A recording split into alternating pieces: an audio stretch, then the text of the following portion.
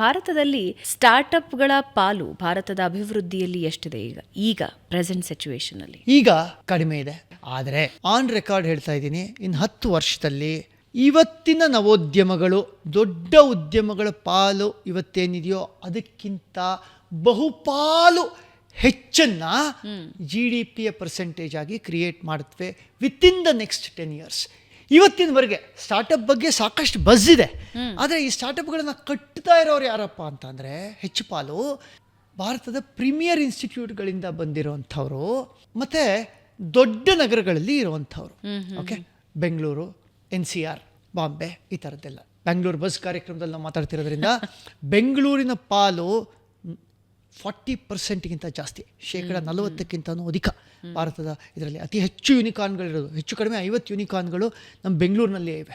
So ಸಿಂಹ ಪಾಲು ಬೆಂಗಳೂರಿಂದು. ಸುಮ್ಮನೆ ಅಲ್ಲ ನಾವು silicon valley of the East ಅಂತ ಎಲ್ಲ ಇದನ್ನು ಕರೆಯೋದು.